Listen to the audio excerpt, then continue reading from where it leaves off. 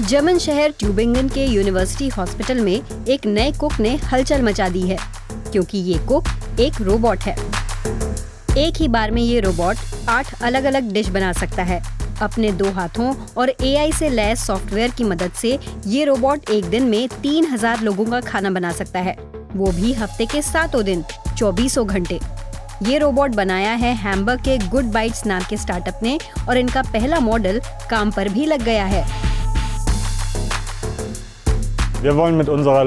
लोगों तक 24 घंटे ताज़ा पका खाना पहुंचे, हम इसे मुमकिन बनाना चाहते हैं। तो अगर आप अस्पताल में नाइट शिफ्ट पर हैं और आपको रात के 1 बजे भूख लग जाए, तो हमारे सिस्टम के जरिए आप रात के इस वक्त भी ताज़ा पका खाना खा पाएंगे। इस अस्पताल में करीब 12,000 लोग काम करते हैं और हर साल यहाँ करीब 4 लाख मरीजों और उनके परिवारों को खाना खिलाना होता है। बहुत सारे कर्मचारी यहाँ नाइट शिफ्ट में काम करते हैं, जिसका मतलब है उन्हें भी भोजन की जरूरत होगी। यहाँ आती है किचन रोबोट की भूमिका। धीरे धीरे ये पिज्जा डिलीवरी सर्विस की जगह ले लेगा, जो यहाँ रात में कम से कम 40 बार आते हैं। ये एक विकल्प देता है, खासकर हमारे कर्मचारियों को। अस्पताल की 2 कैंटीनों में कई कैफेटेरिया हैं, जिन्हें बाहरी प्रबंधक चलाते हैं। गर्म भोजन केवल दिन के खाने के वक्त मिलता है।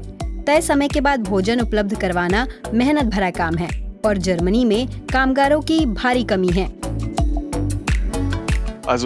जाहिर सी बात है कि फूड सर्विस सेक्टर में अधिकतर नौकरियां 9 से 5 बजे तक होती हैं। दूसरा कारण ये है कि कर्मचारियों को अक्सर ओवरटाइम के पैसे नहीं मिलते। न्यूनतम वेतन वैसे भी कम है। रोबोट ऐसे क्षेत्रों में अपनी जगह बनाएंगे जिनमें काम करने में इंसानों की दिलचस्पी कम होती है। ओवरटाइम, नाइट शिफ्ट, रोबोट के लिए कोई दिक्कत नहीं। हालांकि उसे इंसानी मदद की थोड़ी तो जरूरत पड़ती ही है, जैसे अभी वो सब्जी नहीं काट सकता। दूसरी ओर खाना बनाने के साथ साथ रोबोट उसे परोस भी सकता है और बर्तन भी धो सकता है। तो ये काम कैसे करता है? इस फ्रिज में हम खाना और सामग्री स्टोर करते हैं। इस हिस्से को बाहर निकाल कर आप इसे दोबारा भरते हैं। भर जाने पर आप इसे वापस अंदर खिसका सकते हैं। और ये है रोबोट का वो हिस्सा जहां से वो बर्तन को उठाता है और फ्रिज के सामने ले जाता है। यहाँ से वो डिश में डलने वाली सामग्री की एक सटीक मात्रा उठाता है।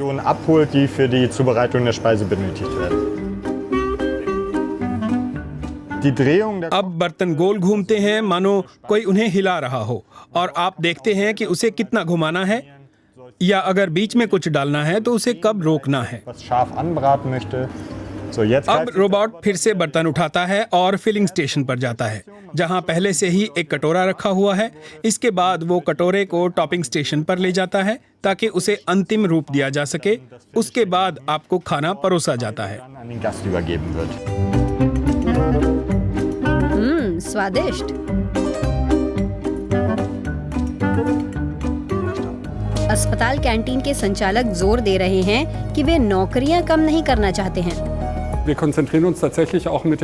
यहाँ सेडेक्सो में हमने रोबोट मदद के लिए रखे हैं, न कि इसलिए कि हमें लोगों की जरूरत नहीं है, बल्कि हमें अब उनकी जरूरत पहले से ज्यादा है।